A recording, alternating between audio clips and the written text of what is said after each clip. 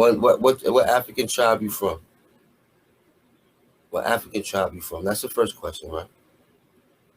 Second question is this: why haven't you gone and reconnected with your African tribe? Because I'm damn sure, pretty sure 100% it ain't here in America. So what's up? Why all you Africans that done genealogy still living in Harlem, the Bronx and shit like that, my nigga? I don't get it, bro.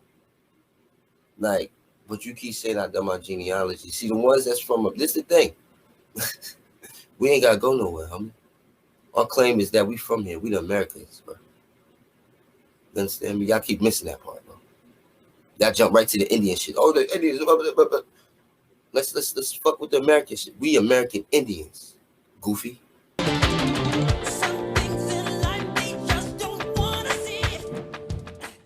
When Columbus got to Hispaniola, by the way, he didn't get to Hispaniola by himself. He had an African navigator help him get there, and because he actually thought that he was in India when he got there. So this is where the phrase West Indian comes from, is because Christopher Columbus's dumbass thought that he was in India, but an African man actually helped him get there. And so till this day we still claim to be West Indian. Well, not me, but a lot of people from the islands claim to be West Indian, but that's actually an incorrect term. The same way that Native Indians as Native Americans are still an incorrect term. There's no such thing as an Indian on the American continent. Excuse me. There's Indians from India, but the people that were here were native. Black people and Puerto Ricans, right? Because we got so much in common, right? And then there's a huge bond between even Dominicans and Haitians, right? But this is the thing. People don't even realize Puerto Ricans are Portuguese. Like, they are Portuguese. Like, and then when you went to Angola, you felt like you can talk, you can speak your slang Puerto Rican, and they responded back to you. Like, but was that before or after I got kidnapped by Riquinho over there? Oh, Riquinho? Hey, Joe, you don't know how many people I freed from Riquinho, man. Riquinho was a monster, man. That dude, man. Riquinho is a problem, bro. And so, when I say that, Acorn, people, they take offense to it when I say, I say Cuba at one time had 8 million people. Right. 5 million were slaves, unfortunately. 3 million were from Cuba. Right. And they all, when slavery was over, thank God, everybody integrated and had babies. Right. And this is why I tell them all the time. Some people look at me like I'm crazy when I say this shit. Nah, Joe, you ain't crazy at all, man. This is the reason why Cubans have such a huge African influence, because there was more Africans in Cuba than there was actually Cubans. You're 100% correct. Like, Cubans, they're considered Africans. I don't care how you see it. That's how I figure it. You know what I'm saying? So, and so when I go home, when I go to Africa, I feel like I'm home, Akon. I feel like, I don't know why, I've never felt like out of pocket or scared or anything in Africa, because I feel like we home. You know what I mean? And the love is crazy. No es de la África la danza. These dances don't come from Africa, they are Mexican, but these instruments are African and we make them ourselves. Now the black people have united with the local culture and mixed with the local people along this coast, and we multiplied, and there are now many black people here. This country is home to more than 1 million Afro-Mexicans, yet these are marginalised and often forgotten communities. They represent around 1% of the national population. Mexico's 2020 census is the first ever to include Afro-Mexican as an ethnic category. Mexico's legacy of slavery began hundreds of years ago. The slaves in Mexico were in the places where there was mining. This town was founded around the year 1800, most likely by fugitive slaves who escaped to the coastal regions where they could survive on what they found here. Today, that original African culture still exists in a state dominated by indigenous tradition. It soars along a coastline that faces the continent of its origin. and during its annual carnival, a uniquely Brazilian moment of spiritual freedom, it explodes into fragments of color, shadow, and frenetic movement, erupting from a people who sing to their orishas and their kidnapped ancestors in a single voice. It is an energy that does not forget, and everywhere, in everything, whispers one word: Africa. Hi guys, I'm Faida, and today we're going to be talking about the African diaspora in Haiti. Nowadays, Haiti is widely recognized as the poorest country in the Western Hemisphere and was labeled country by Donald Trump. But let me drop some pearls of truth for you now.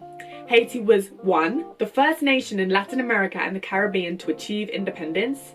2. The first country to abolish slavery. And 3. The only nation in history successfully established by a slave revolt. Does that sound like a country to you? 95% of the population of Haiti is Afro-Haitian, the equivalent of 10.5 million people.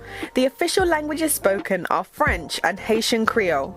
The majority of Haitians are Roman Catholic, though a large percentage of Haitians practice voodoo, which, through a process of syncretism, is closely tied to Catholicism. Historically, enslaved Africans prayed to their native West African deities under the guise of worshipping the Catholic saints of their European masters. Over time, the religions merged to form what we today recognize as Haitian voodoo. Bro, you know you're African, right? Are you mad? I am Jamaican. I am not African, bro. Stop denying it, bro. You're African, bro. You Africans need to leave Jamaicans alone. You are so obsessed with us, bro. Dookie. Go eat your food and leave us alone, bro. Hey, man. Look at your hair. Your hair is rough. Look at mine, bro. Man, I am shut not up, African, man. You're African, bro. Bid. You must have man. Ray, our nephew, has really damaged you, bro. Up, You're African. Snap out of it, bro. You're African.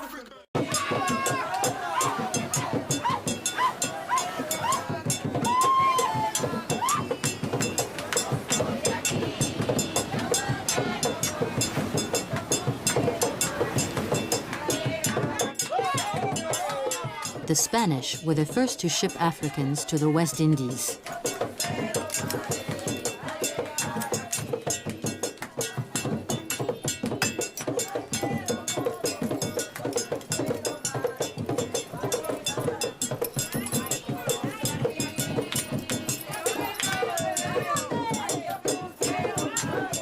The French planted coffee and sugarcane. They needed a lot of cheap labor to grow the plants. They shipped more slaves than anyone else.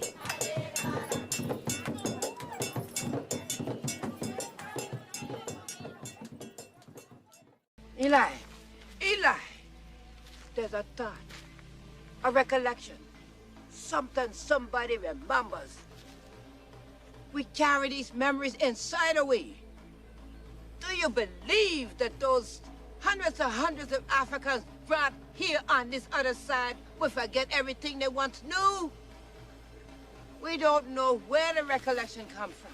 Sometimes we dream them, but we carry these memories inside of we. What we supposed to remember, Nana?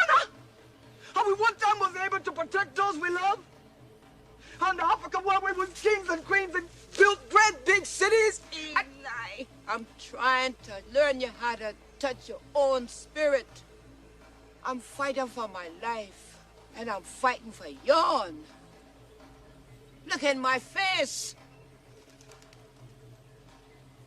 I'm trying to give you something to take north with you, along with all your great big dreams. Call on those old Africans, Eli. They come to you when you least expect them.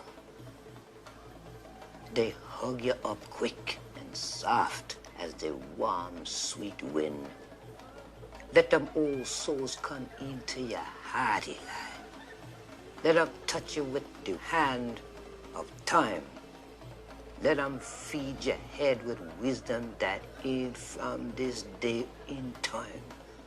Because when you leave this island, Eli Pazette, you ain't going to no land of milk and honey.